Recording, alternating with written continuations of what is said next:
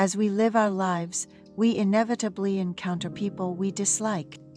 This kind of hatred can cause deep pain, comparable to the agony of parting with a loved one. Despite loving someone, having to part ways brings profound sorrow, and being in situations where we must coexist with those we despise also causes great distress. Buddhism teaches that there are 8 kinds of suffering in life, one of which is the pain of living with people we resent and hate. This is a universal suffering that we all experience. According to the Dhammapada, it is best not to meet either those we love or those we hate. Meeting loved ones can bring misery, just as meeting those we detest. Therefore, we should not seek out love, and losing a loved one is considered a great misfortune. A person who is free from both love and hate is not bound and does not suffer from the anxiety or fear that comes with love. Anxiety and fear also arise from things we like and enjoy. Without these attachments, we have nothing to worry or fear about. Much desire leads to anxiety and fear, but abandoning greed also eliminates these feelings. Where there is no craving or desire, there is no worry or fear. By letting go of greed, worries and fears also disappear. However, realistically, it is impossible not to meet those we love or hate. Hatred arises from love, and love can also give birth to hatred. There is a saying that love can emerge from hatred, and hatred can also stem from hatred itself. Love and hate are like 2 sides of the same coin, meaning that any person can harbor both love and hate simultaneously. This illustrates the complexity and diversity of human emotions.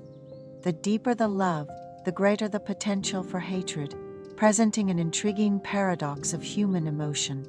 This could be because love is fundamentally self-centered. Meeting someone we hate can, in a sense, be considered a connection, and reflecting on this hatred might diminish the feeling. However, facing someone we despise daily can be a significant mental burden. It is said that there are 2 joys in the world. One is not seeing things we do not want to see, and the other is not hearing words we do not want to hear.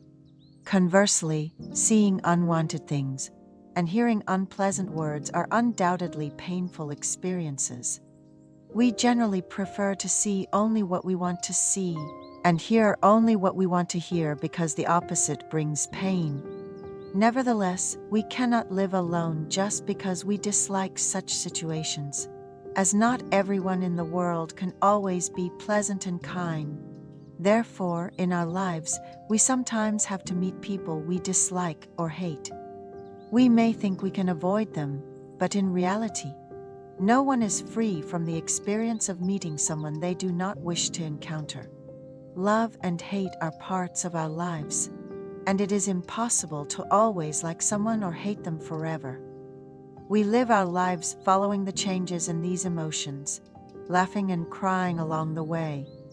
Everything we like will eventually part from us, change, or disappear. All things that exist are destined to break down, and it is impossible to force them to stay intact forever. Understanding and accepting this natural law of life is one of the important lessons we must learn. Life is constantly changing and unpredictable, just as the saying, "Disaster rolls over and becomes blessing," suggests. Our fate is greatly influenced by the relationships we form.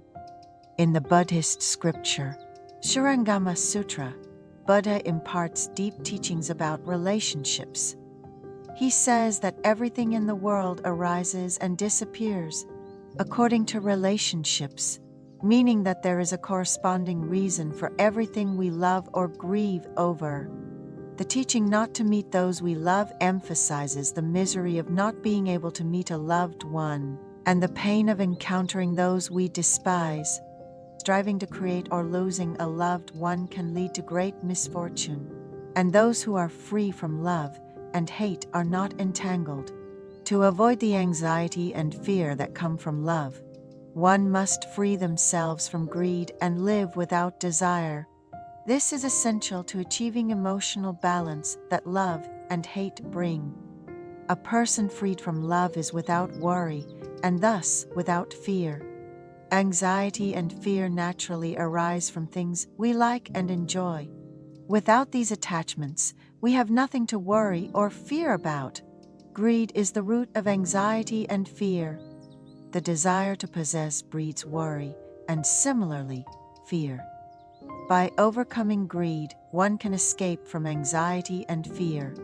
Cravings or intense desires create worry and fear, but where there is no craving, there is no worry or fear.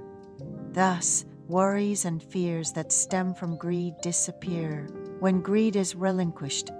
This means that to reduce anxiety and fear in life, one must control and reduce their greed and desire.